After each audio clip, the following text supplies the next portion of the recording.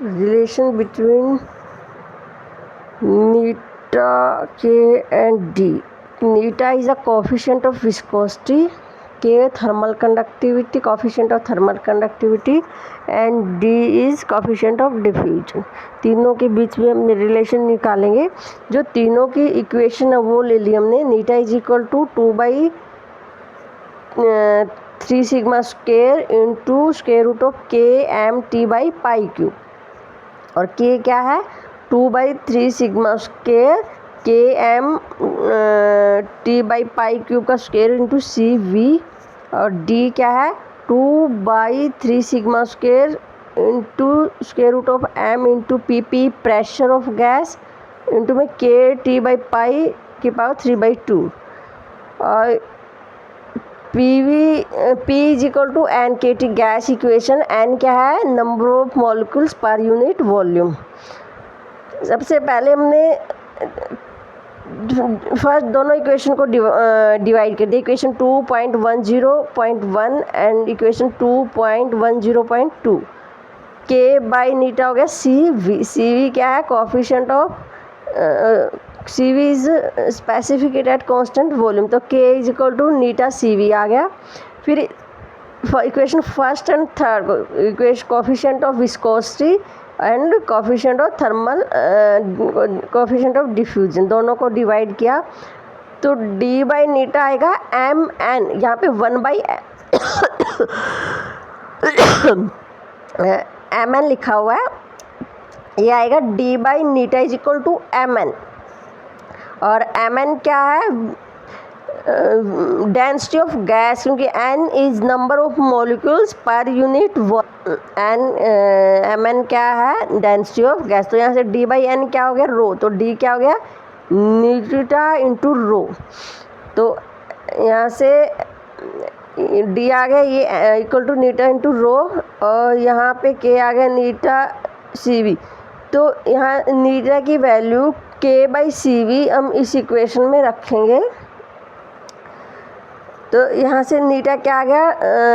के by C V और D by rho. तो ये रिलेशन आ गई बिटवीन नीटा के एंड डी. नेक्स्ट जो है वो है Brownian motion. Brownian motion is the random movement of particle in a fluid due to their collision with other atoms and molecules. Brownian motion के कि जो पार्टिकल्स है वो रैंडमली मूव करते रहते हैं इन ए फ्लूइड या आप इन एयर कह लो due to collisions with each other. एक दूसरे से टकराएंगे और अपना पाथ चेंज कर लेंगे. This phenomena was first discovered by brown in 1827. He was examine the aqueous suspension of fine inanimate spores using a high power microscope. वो एक experiment perform कर रहा था और ड्यूरिंग उस एक्सपेरिमेंट परफॉर्मेंस ही ऑब्जर्व कि some particles are randomly moving. कभी वो एक्स डायरेक्शन में जा रहे हैं तो फिर एक्स से पाथ चेंज करके वो एक्स वाई की तरफ जा रहे हैं. It also has been observed that when a colloidal solution be examined under highly magnifying microscope, the suspended particle appears like star of light moving to and fro. तो उसने ये भी ऑब्जर्व किया कि जो स्मॉल पार्टिकल रैंडमली मूव करे तो वो एक स्टार की तरह है और ऐसे लग रहा है कि स्टार्स आगे पीछे मूव कर रहे हैं. Every particle in solution moves in all the direction irregularly. इस तरह से कर रहे हैं जैसे पार्टिकल है इससे स्ट्राइक किया इस डायरेक्शन में मूव कर ली फिर ये zigzag path. The continuous spontaneous and irregular motion is called the Brownian motion. Continuous, irregular and spontaneous motion is called the Brownian motion. Number of experiment has been performed that the motion of suspended particle is not due to chemical behavior, electrical nature. कि कई number of experiment perform किए कि ये detect करने के लिए ऐसा क्यों है. पर कोई भी क्लू ऐसा नहीं मिला कि ये किसी केमिकल नेचर, केमिकल अट्रैक्शन या इलेक्ट्रिकल नेचर की वजह से है। On increasing the temperature of the liquid, one of experiment in which the motion of suspended particle become vigorous, कि ये ऑब्जर्व हुआ टेम्परेचर सॉल्यूशन का बढ़ता जा रहा है तो क्या है कि मोशन जो है वो और भी विग्रस हो रही है और भी ज़्यादा फास्ट प्रोसेस में हो रही है। The motion of particle also depend upon size, और एक्सपेरिमेंट फैक्ट से ये भी ऑब्जर्व है कि जो साइज़ है मॉलिक्यूल्स का उस पर भी मोशन डिपेंड कर रही है। अगर साइज़ मॉलिक्यूल का छोटा है तो मोशन ज़्यादा होगी और बड़ा है तो कम मोशन होगी। The Brownian motion may be explained if the suspended particle are considered as buoys in a sea of molecules. The thermal energy of the solution is shared among all the suspended particles and average translational kinetic energy is particle is 3/2 kT.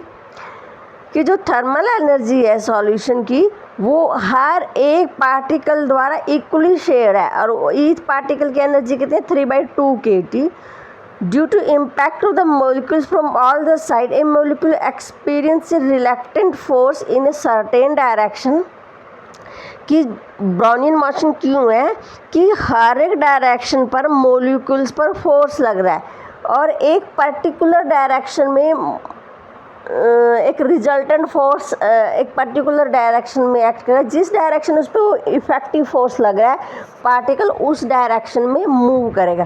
पर जैसे जैसे size बड़ा होता जा रहा है तो ये जो फोर्स है जो सभी डायरेक्शन से उस पर लग रहा है वो क्या हो जाएगा, बैलेंस हो जाएगा। Brownian motion in basic assumption of kinetic theory of gases, transport phenomena in gases, molecular speed can be significantly explained using concept of Brownian motion.